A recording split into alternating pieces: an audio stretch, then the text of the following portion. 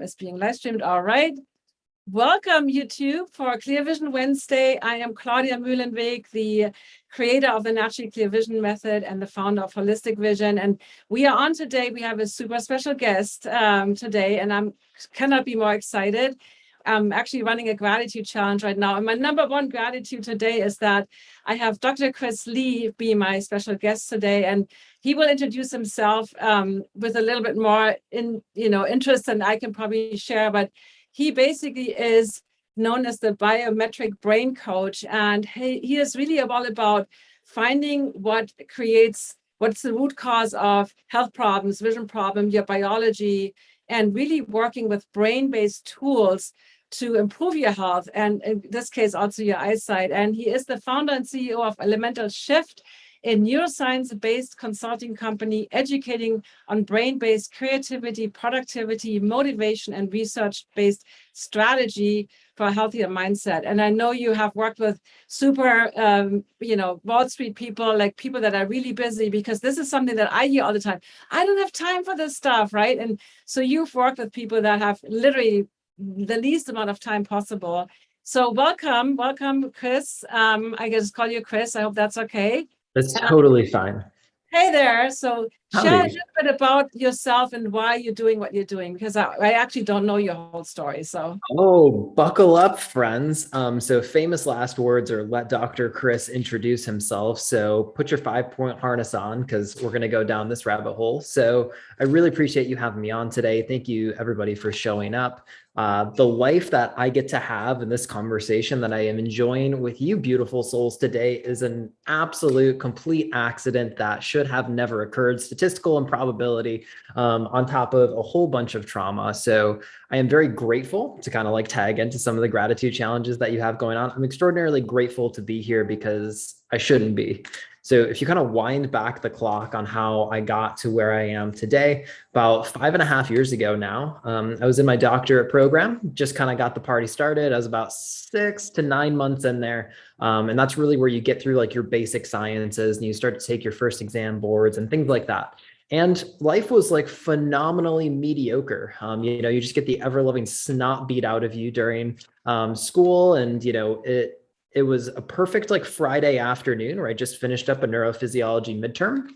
And to kind of give some context and a little like insight into how my brain and my mind kind of work, I'm a skeptic, I'm a scientist, I got some trust issues, like I'll fully claim a lot of that. But something I do believe, and something that's become more and more loud in my life, is that I believe we're all kind of born with these gifts. And it's something that only you understand and only something that you can listen to. And most of us kind of get the signs and signals that we're not fully expressing that gift through something I call white ceiling syndrome, which is exactly like it sounds. Trying to go to bed at night and you're kind of looking up at the ceiling, wondering like, is this like on purpose, or like, am I actually living? Am I fulfilled? Am I happy? And that noise was very loud for me. That story was very loud for me during school. So finished up this neurophysiology midterm, and like any good 23-year-old, I was going to go to the local Walmart. And this week I was really going to splurge on myself. I went to the clearance aisle. I got some dark chocolate from that 99 cents bin, which you probably shouldn't eat chocolate out of. I went and got a $3 bottle of red wine, and I threw them all in my backpack, and I was going to go home, watch Friends on the floor because we didn't have a couch, and have a good cry, right? Like that's just what you do when you're finishing your doctorate program. So I was on my way home, and the universe said, hey, maybe you should like do something different. And I'm a slow learner. So it usually takes, a little bit of a whisper and then a scream and then a 2x4 to the back of the head, and to get the message across. And there's actually a phase after 2x4 to the back of the head, and that's called black SUV. So you can kind of see where this is going. Riding my bike home, black SUV blows a stop sign, absolutely shatters my body. I was going about 35 miles per hour, and they were probably going about 40. And there's a lot of kinetic energy there for any of my physics initiatos. So the car didn't stop. I got hit into the ditch, and I woke up and ended up going to the hospital shortly after. Internal lacerations, bucket handle fracture, not a really good ideal vision of health at 23 years old. And a couple days had passed, and I started to get this experience of like angst and depression of like, I feel stuck. And shortly after that, I really started to get stuck. Couldn't get out of bed. I was catheterized. So my brother, who's also a physician, was helping me out. And it just wasn't a pretty picture. But on day 14 is when my life was radically transformed forever. On day 14, I pick up the phone and it's a number that I don't really recognize. And I'm stuck in bed. And they say, hey, this is Steve. I'm coming over to your place. Do you remember me? Whatever, it doesn't matter. I'm coming to your house. Make sure your brother's home too. I'll be there in 20 minutes. And this dude hangs up on me. And I'm like, what is going on here? So call my brother, make sure that he gets home, and I end up getting myself up and out of bed. And this is the first time I've done this in 2 weeks. I'm kind of like standing there like, what is going on? Like, old family friend, haven't talked to you in a while. Like, why are you doing this? And this gentleman ends up like flying down the avenue, and my brother like shortly follows him, and I'm like standing in the door frame. And I remember my brother opening the door, and it was the first time I saw my brother cry. And it was my big brother. So, there's something about that. And he sees me standing there, and he runs over to me, and he just like, he holds me a way that only your father, only your big brother probably ever could. And he looks at me, and he's still tears coming down his eyes. And he says, Dad passed away. So we found out later that day that our dad, who had moved down to Atlanta with us to be closer to us, had committed suicide out of nowhere. We didn't really know what to expect. We didn't really understand, confused, sad, everything all at one time. And it was a really rough time. You don't really have the opportunity to say goodbye, and the closure that comes with that is heartbreaking, to say the very least. So you try to make life go on, but I don't know about anybody else, but I miss the day in school where they teach you how to grieve or how to process those hard emotions or what to do with that. So time passed by, and a couple months later, I got my next surprise. And the next surprise was a miracle. And it was something that shouldn't have occurred. I found out that I was now going to be a dad myself. So I was dating a lovely woman at the time, and she calls me up, nice little trauma response there, and says, hey, you're going to be a dad. And I said, really bad time for like some kind of like serious joke like that. Not okay. Doctor said that was impossible, like this, that, and the other thing. My body is still trashed. Like, I'm 50 pounds underweight, which for me was a lot. She's like, nope, trust me, you're a dad. And I was like, a lot of curse words, a lot of crying, a lot of crashing. So how did I get from that to where I am today? And the process really came through trying to understand my own nervous system. So all these different things started to stack up, and they started to leave an impression. And all of these experiences had trained my system that bad things happen to me. And that was the way that my system was constantly perceiving the external environment. And that was triggering this stress response. And to kind of come along with the theme of today's conversation, one of those primary triggers is I had really, really poor vision at that time. And there's a lot of neurophysiology that goes along with that. Your eyes are actually a part of your central nervous system, which are intentionally placed outside of the cranial vault, which is a really fascinating topic to kind of dive deeper into. But my vision started to go bad. My body was trashed. And it was because I was in this constant trauma-induced sympathetic tone. And what this oversympathetic tone really simply said is I was just stressed. I was in third gear trying to go 85 down the expressway. Like a piston was about to fire through the hood, but that's what I had to do to kind of like survive and make it through that. So tried to go to counseling, and counseling was okay. It just didn't work for me. Talking about this just didn't really make a lot of sense. And then I tried to go do, some other behavioral therapies, and those didn't really work. I tried to do support groups, and I was just trying to do anything that was going to make a change in my life. because I had a child on the way and I wanted to be a present dad, even though I was, super young and didn't have any money and everything else along with that.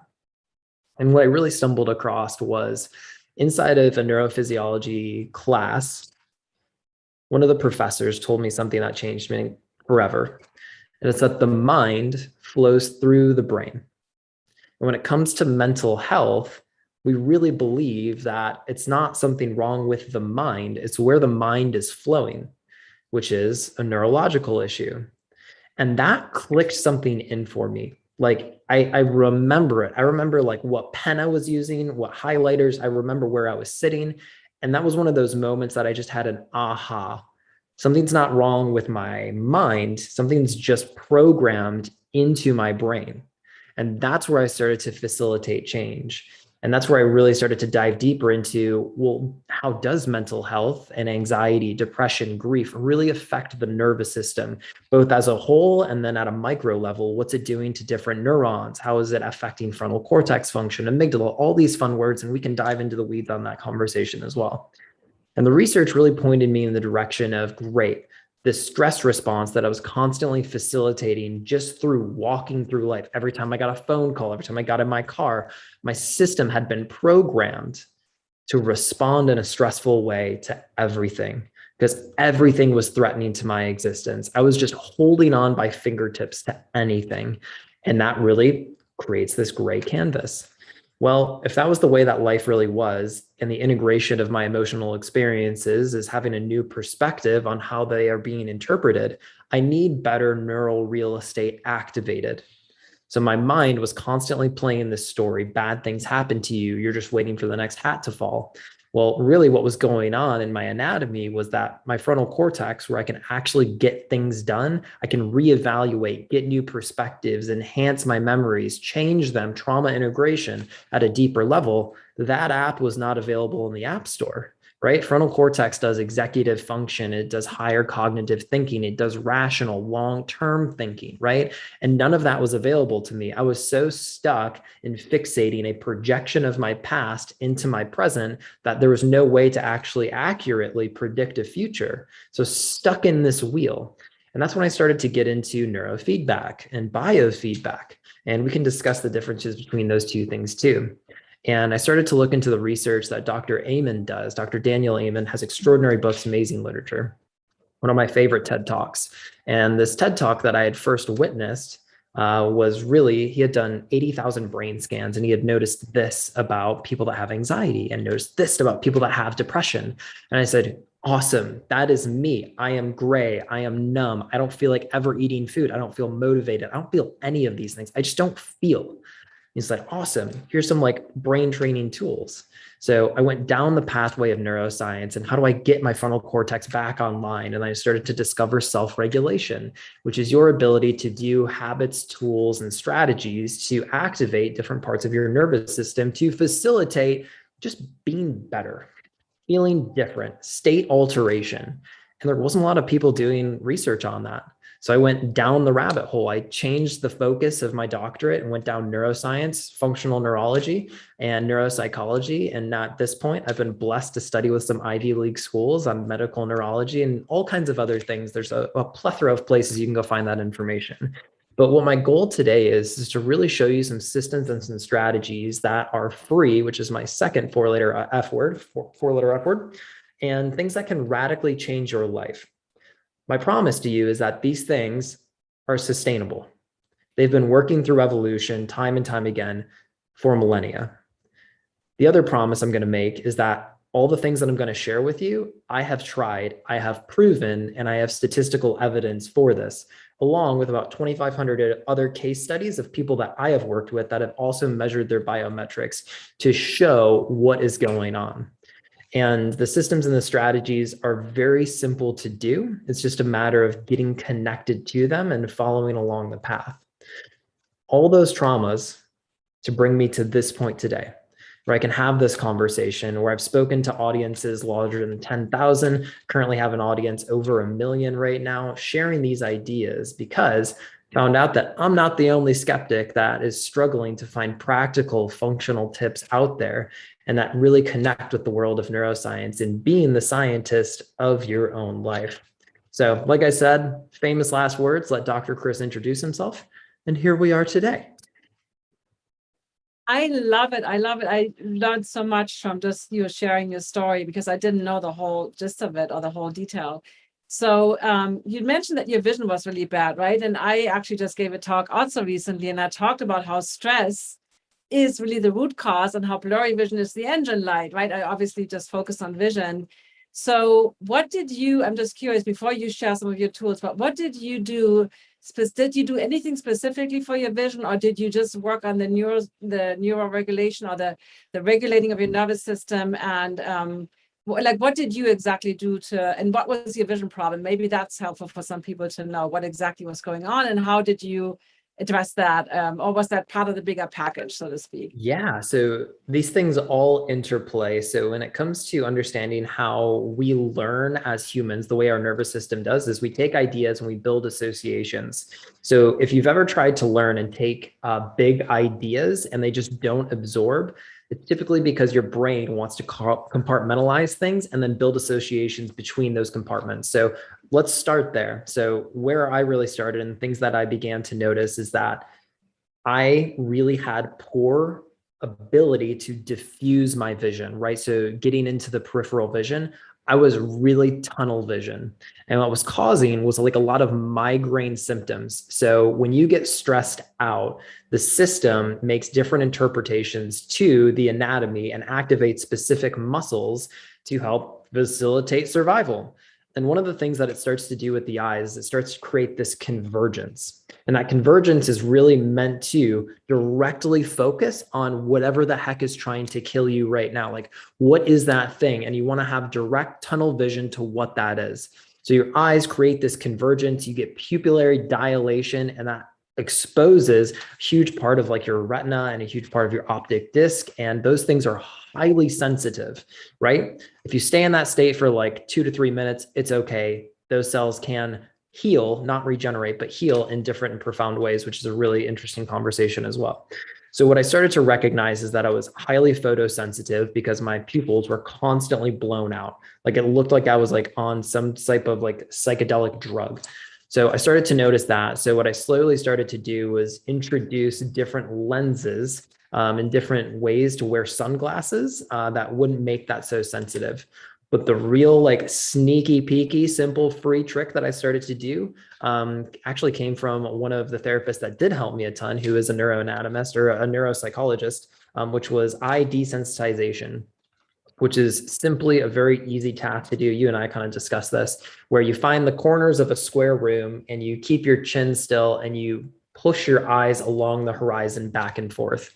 Now, the gentle tilting and elevation of your chin will decrease the efficiency and the pathway wiring of this. But if you can keep your chin on horizon and gently look up and then go back and forth, what that's going to do is start to retrain your eyes. And this also has some really interesting research for trauma integration for small T traumas, not big T traumas, small T traumas. Like somebody cut you off in traffic and they threatened your life because your child was in the car. This happened to me a couple of days ago. Yes, EMDR. So that is a phenomenal, it's an additional tool that goes along with that. So the research that was coming up is it's firing up the temporal parietal junction, which has to do with creativity, which is why it's so effective for trauma integration, because at some point in time to integrate a lot of trauma, especially some of the research in PTSD, that has to do with revisiting a memory, not as a participant, but as somebody who can observe, which requires you to step into that creative output, which that part of the brain actually does. That was Francine Shapiro, right? They developed a technique where you, from the horizontal. Yeah. That's a totally interesting topic. So I kind of want to leave it up to you, because I know we could easily do this for 2 hours. You have so many cool things. So I think what you talked about, there was a few things where you said we can talk about this, and now I lost track of everything. But you mentioned the difference between biofeedback and neurofeedback, and then anything that you have, some simple things like what you just shared with the I always mix this up, but the EMDR. EMDR. Okay, I always get the letters mixed up in the order. Same. So that's not really something that you want to do on your own, right? I mean, you do want to do that with a practitioner and not just stand there and do this on your own. I mean, I don't think, right? Like, so you can. So I personally am not anyone's medical physician here. I will definitely put that as a disclaimer. This is still a practice that I do on a daily basis by myself. You need to be the scientist of your own life and put yourself in the responsibility driver's seat to see what does and does not work for you and find an empirical way to test these things out. I gave this similar strategy to one of my clients who is tunnel vision, works on a computer all the live long day. And this caused like an excess amount of like stress to their system. What worked really well for them was kind of doing this upward head tilt and then creating an upwards gaze.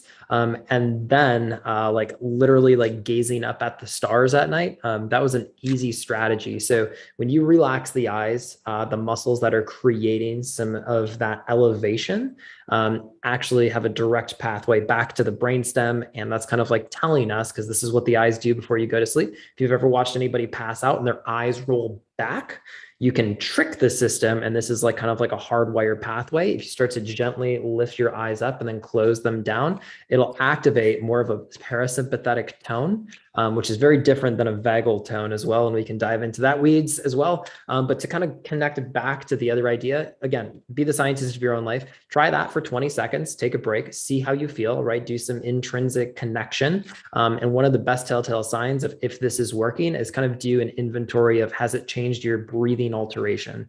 So when you're stressed out, you begin to collapse and pressurize your viscera. So you brace your abs. And in order to do that, that inhibits the diaphragm and the second fold of the diaphragm from getting full inflation. So you start to use secondary muscles to breathe. These are things like your sternocleidomastoid, which is that big muscle that connects to your neck. And it also includes the pectoralis muscles. So if you have upper back pain or low back pain, a lot of research is showing that that's coming from secondary breathing mechanisms. So really connect back and see if these things are changing the way that you're breathing. Or for me, I like measuring my own biometrics. You can get a pulse oximeter and see if that's changing the way that these things are perceiving. Increase in oxygen, decrease in heart rate are always really good things to have. And then to quickly go back, biofeedback is really looking at how your physiology is interpreting, which is like your cells and your biology. How is that interpreting or perceiving your external environment? These are things like oxygen saturation. These are things like resting heart rate. HRV is actually a biofeedback tool. Versus neurofeedback is a direct electrical connection that is looking at brain activity. The easiest thing to do right now is biofeedback, and my favorite indices of that is HRV, and we can dive into the weeds on what that actually means and where that goes. But all of these things are interconnected, right? So we can compartmentalize and really connect to what those things do individually. But again, test, be the scientist of your own life. That eye desensitization is something that I do, and people that have high levels of anxiety and PTSD, I do highly recommend that you go find a physician to help facilitate that. They are all over the place. And if you have a good camera, you can even do it online. Great. Thank you so much for pointing that out and really connecting. I love that you say your own scientist, because that's what I always say. It's like people want like, tell me how many minutes I'm supposed to do this and that. I'm like, I can. However, I want you to know what makes a difference for you. Maybe doing it a little bit longer is better, or maybe not. Like, I love that you said that. So just to be super clear for everybody watching this. So what do you recommend? And again, everybody takes their own responsibility. You have a doctor title. I don't have a doctor title. We're not diagnosing, prescribing anything. We're just showing you some techniques that you can explore, but you are owning your own health. I definitely want to make that sure. So can you demonstrate just again, you're looking, and I'm going to unspotlight my own video so that we see you full screen. Just demonstrate that really, so for anybody watching this, that they really get a good sense of how do you do this. And you're saying roughly 20 seconds, and then you check if your breathing has gone down from chest stress-related breathing to more of an abdominal relaxed breath, correct? Okay. So all these pathways, there's not a ton of like single pathways that only like feed one direction. Most of them are bidirectional, right? So if you go into any of Daniel Siegel's, who is a PhD MD, he does clinical hypnotherapy. Highly recommend diving into his work. He's got a really awesome app that is free called Reverie, which will kind of do some of these techniques and strategies as well. But the eye gazing that you want to try to do not do this while driving. Always got to put those things out there. Is you're going to do this, kind of keep your chin level. And if you need to test it, put your finger on there. And then you want to look up. Then you want to slowly start to like bring your eyelids down. And then you can bring it back and come like face to gaze again. Hold here and then go up and then slowly start to bring your eyelids down. Your eyes should be fluttering and that'll kind of give you this sense of relaxation. It does for me like instantly. It's one of those things like when I go on stage and I'm giving a presentation, I instantly kind of get that shift. And then the other one that you want to do, again, trying to keep your head a little bit level, it works really well in square rooms, is go to the corner and kind of go back and forth and back and forth. Again, this can induce some like PTSD and some trauma if you haven't unpacked a lot of those things. Highly recommend diving deeper into some therapy to assist with that. But for me, it's a very calming, relaxing way to kind of make shifts. And then Claudia, I know that you and I have a similar cohort friend, Andrew Huberman. One of the tricks that he taught me the last time that we were jamming out was kind of doing this like 3-part gaze. So if you ever watch a sunset, you don't singly watch the sun. Your eyes are open and broad to the periphery.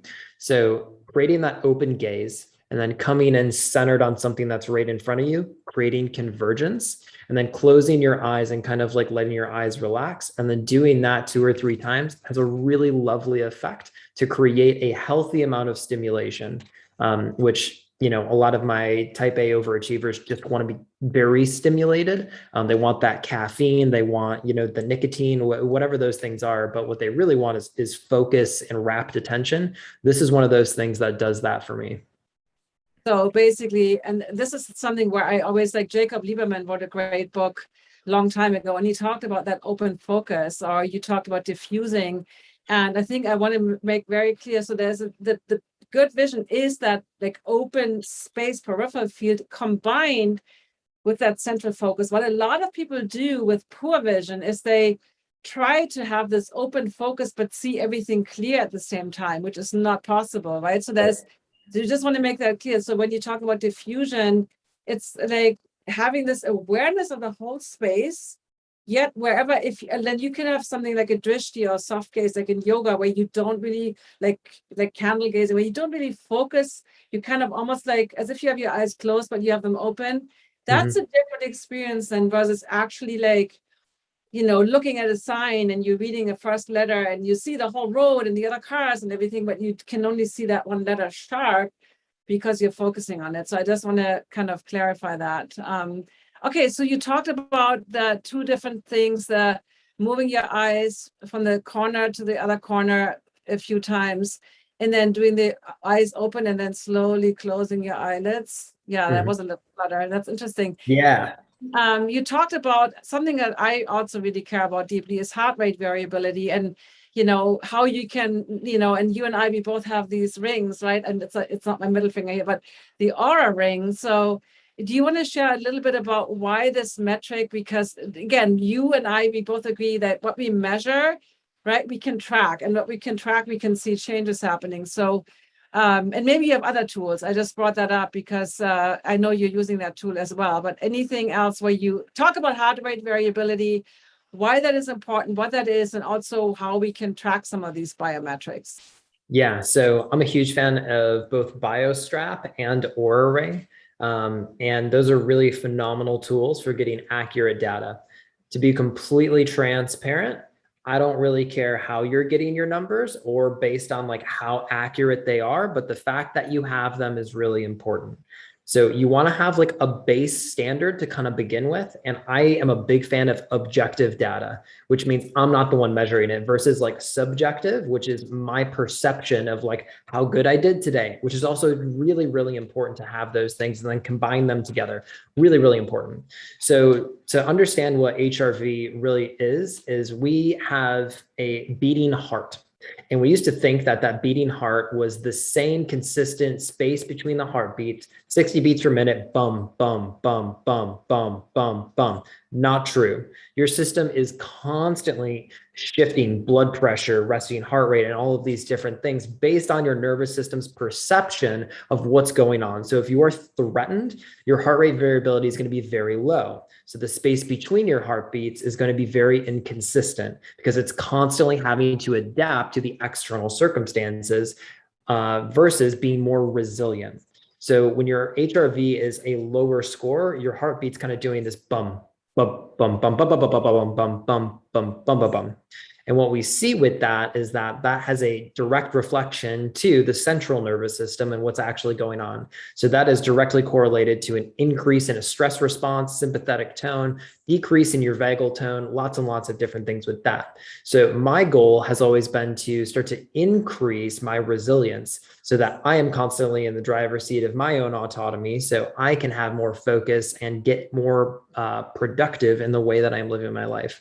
So an increase in HRV means that the external world can have a lot of moving parts. Things can be like shifting and changing, but the way that I am living my life is going to be consistent because your biology is a base driver for all of your behaviors. Biology drives behavior. I just got the newest edition of Neuropsychology Behavior. That is chapter 1. Biology drives behavior. And your biology loves predictability. It wants certainty and it wants confidence that what it's doing is going to have a predictable future. And what HRV is really looking at is your system feeling in control, and does it have the ability to actually interpret and have resilience for any changes that are going to be made throughout the day? What's really important to look at with HRV is that it's actually looking for your stress sensitivity, which said another way is like how much bullshit can you handle in one day?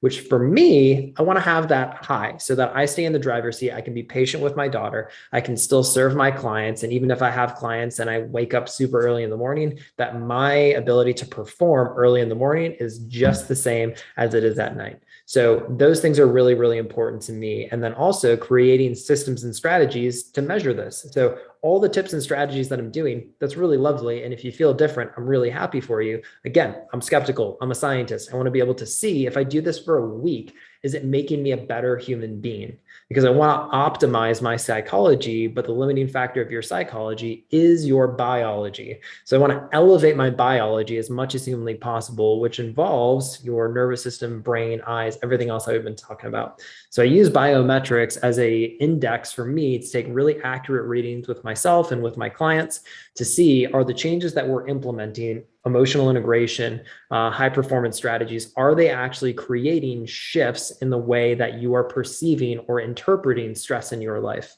And I'm a big, big fan of that. It was one of the things that definitely saved my life. Super cool. So so there is a few devices, and I know you mentioned several of them, where people can kind of track that. But what specific techniques can you recommend for vision, right? And vision has obviously, you talk about the trauma and how, yes, our nervous system always wants to keep us safe and it makes predictions on the future based on the past. But how can we like break some of these, like unconscious habits because they're just coming from our biology? Or like, I'm trying to figure out like, what can I ask you where we can get some really simple strategies, because everybody wants that, right? Everybody wants to get an idea, like, what can I do to make changes today? And also how can I track this? Like, what is the track this? If you have a Fitbit, if you have an Apple Watch, that's already measuring your data. You can already start to see these trends. And again, I'm a huge proponent of sustainability. So the first part of this adventure is like understanding where you're currently at. You need to take inventory, right? So if you're trying to improve your vision, you need to kind of have a set point to say, awesome, here's where I'm currently at. And in 3 months, I want to have this goal, right? You need to have direction to go towards, or you're just going to have motion and nothing's actually going to get functionally accomplished. And that's a really big point that a lot of people skip over, myself included. Got into personal development, want to be better. And that's just saying, awesome, here's better, right? You need to get specific on what these things actually look like. So if you're trying to optimize your biology, delightful. That's a really great place to start as well. But like, are you working on your gut? Because the gut has a direct connection to the brain as well. All these other different perceptions all kind of play in. So asking yourself those questions is really important. I personally believe that everybody, every single day, should have 3 non-negotiables that they're doing, no matter what, that are going to enhance their quality of life. Mine, for example, are mindfulness, journaling, and education. Every single day I'm doing those things because they have statistical evidence based on my biometrics that they make me a better human being. I have a higher potential to express myself when I do those things. The days that I don't, I can see myself not performing to like my optimal level. And I know these things are kind of like, oh, it's the super simple, like really stuff. It's the simple things that make the master, right? Those simple things. I can't remember who said this quote. I'm not afraid of the man that knows how to throw 10,000 punches once. I'm afraid of the man that can throw one punch 10,000 times. If somebody knows who did that, highly recommend that. But the other really simple things that are going to help you sleep better, which is going to set your threshold for the next day, something that I imagine Claudia has spoken about a bunch, something I do every single day. If you go watch my Instagram, I am out watching the sunrise. Studying that intrinsic circadian biology is one of the most important bits of information that you can give to your body to interpret your environment properly. So we have had consistencies through mammalian biology that follow light, water, and magnetism.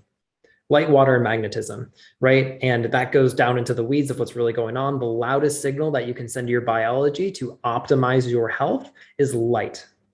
And I'm sure that we're going to talk a lot about that inside of this group. But the simplest thing, one of the best and most free health hacks you can do, simply watch the sunrise every day for 2 to 5 minutes. I know Andrew Huberman talks about this till the cows come home, stimulates dopaminergic release. It does it in a proper way that's going to create sustainability. It also, at the end of the day, will help you produce and release adequate amount of melatonin released at the right time, right? Which is really, really important to actually activating deep sleep. So that's a really free tool that I highly recommend putting into your to-do list of like, great, for the next 7 days, I'm going to wake up at the same time, watch the sunrise, have some water, and get myself optimized circadian biology wise to really live a fully expressed life. Love that. So when you say your 3 non-negotiables, and I think those are really brilliant, and mindfulness is also obviously a word that's kind of been thrown around. How did you find those for yourself and, discover that's what helps you make a difference? Is it just observing? Do you have a specific way of journaling? Share a little bit more about that, because I totally agree with you. I call it a clear morning ritual, but whatever we call it, right? Having something that we do every single day, because we know that it's actually going to make us, I don't know, even like calmer and more resilient. I like what you talk about, resiliency, right? That we can take the bullshit, right? Which happens to every single one of us every day, right? For sure. So my 3 non-negotiables I found through looking at what are the things that I value. So I make a lot of content. I do a lot of research. I do a lot of speaking. So a huge part of what fulfills me is actually having like knowledge acquisition. Like I love to learn, and I never liked to learn prior to like understanding the nervous system. But like now I'm obsessed. Like every week I read somewhere between like 10 to 15 books. And I read somewhere between like 30 to 40 like articles every week. I just like love this type of stuff, and I perceive it and then I interpret it and I incorporate it in my life if it's functional and practical. So one of my non-negotiables is education, based on my experience of like, I want to have like an expansive, educated experience. That's the way that I learn, right? So I learn through like understanding and then experiencing. And I know that for myself. So after that really comes mindfulness. And I say mindfulness, not meditation, because the way that I am mindful can change day to day based on my biological needs. So if anybody out there has ever had like low grade anxiety or high grade anxiety or PTSD, if you try to sit in like the double lotus folded up like that, you have a foot on the gas and a foot on the brake, and you're just going to light your tires on fire. Not a super practical approach for people with anxiety. What I do instead for people with anxiety, my overthinkers, if you have ADHD, a really functional, awesome tool to strengthen up a portion of your brain called the ACC is going for mindful walks. And mindful walks are really simple if you can count to 25.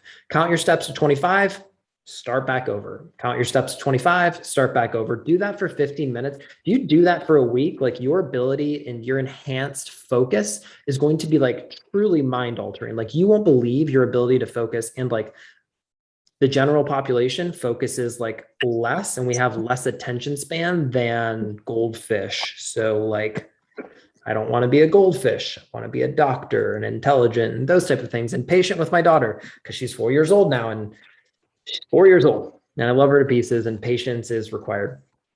Super delightful.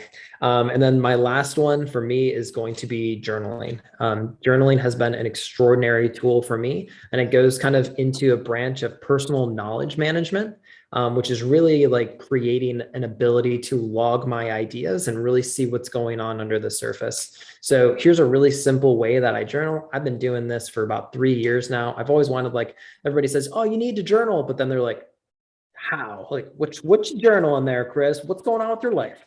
So my practice is very simple. In the morning, I do big, B-I-G.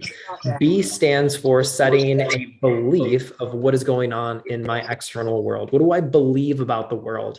Is it benevolent? Is it angry? Is it happy, right? And you have the ability to place focus on those things. So a secondary portion of the reticular activating system, which is a part of the suprachiasmatic nucleus network of pattern recognition in your nervous system, primary function is to look at light and dark cycles. We'll go back to that. But the secondary function is to look for psychological intentions. So you can use your reticular activating system to say, hey, nervous system, focus on this, right? So a portion of this is really saying, B, what do I believe in the external world? Is it friendly? Am I going to see beautiful things, right? And you can kind of put that intention out there, and you do get to see some really awesome things, like little magic trick from Harry Potter. The I stands for an intention. Now, there's a little secret sauce, a little garlic salt I want to put on this for you guys, that if you're going to set an intention, don't set an affirmation, set an emotional intention. What do you want to emotionally experience today? Today, I knew I was going to be hanging out with you beautiful souls, so I wanted to feel an expressed openness in like speaking flow, right? I want to be like calm, relaxed, and like hopefully like give you guys some decent information. So that's exactly what I wrote down this morning. I want to have an emotional connection of ease and peace and tranquility as I'm talking to you. And then the G simply stands for gratitude. And gratitude is broken into 3 different parts. What is something you were grateful for yesterday, something you're grateful for right meow, and then something you are anticipating or something you're excited about in the future. So anticipation is a really cool psychological and neurophysiological phenomenon that we can actually create. And everybody has experienced this at some point in their time. If you ever celebrated your birthdays, the day before, you're kind of like, right? And you have that excitement that's kind of going on. It's altering your physiology. It's changing the way your system's interpreting that. And I love that feeling. So I kind of want to live inside of that state of like, awesome, like more awesome things are going to happen, because my original belief systems from all the fun trauma that I was gifted was bad things happen to you. Well, it's actually not true. I live in an awesome place in my dream house with my extraordinary daughter, and we have an amazing life. Good things happen to me. And every single time that something good happens to me, I am proving those old belief systems wrong and different and creating those transformations. And then if you want a little bonus at the end of the day, I do an LL exercise. What did I learn? Just asking myself what worked, what didn't work, right? And then I'm also, what do I want to let go? So many of us hold on to a tremendous amount of bullshit that is not ours to hold on to. I'm talking to you, empaths. You got to clear out the old system, reconnect to what is actually yours, and it'll be easier to find your truth and get grounded and centered in who you truly are. Oh my God, I love it. So big and LL, absolutely fantastic way to keep it, to kind of wrap it up. And I'm looking on YouTube. I don't see any questions on YouTube. But this was really wonderful. And in our group, we're going to have a little chat. So if you're interested, the Clear Vision Club is my little community where people can be behind the scenes with my guests and can ask questions after the YouTube live has ended.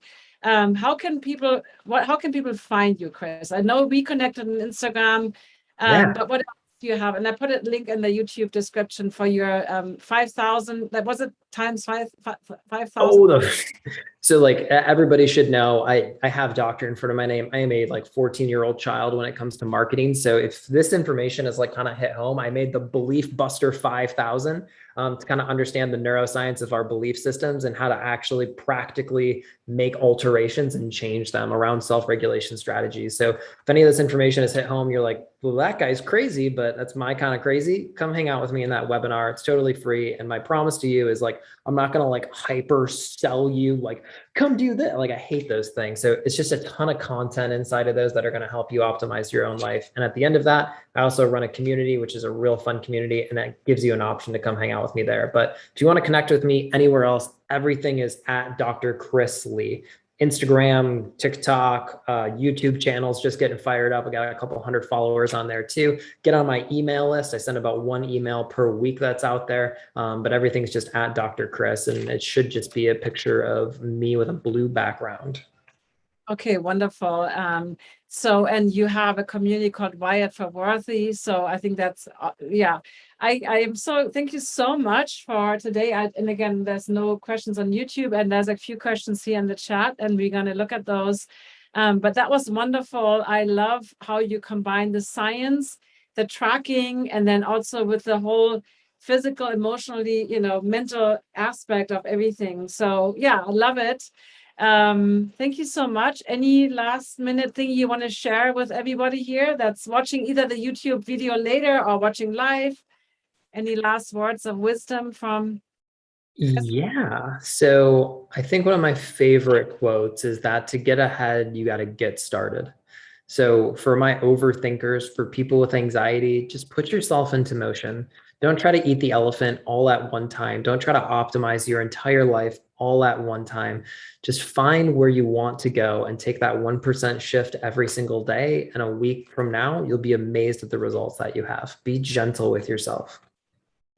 Thank you so much. Actually, I do have a last minute question that just popped into my head. So here's one thing, like I'm working with a lot of high achievers too and really busy people. And they always tell me just the 2-minute thing I need to do every single day, to see these changes. And that's something where I always get stuck myself because I'm like, 2 minutes is great. And like, I love what you just said about the elephant, right? We don't want to do the whole thing, but sometimes like it's not enough to see a big change. And then it's like, oh, it's not working. So what are your words of wisdom to that? Like when people ask you for these exact minute timing protocols with like absolute minimum effort and expect great results.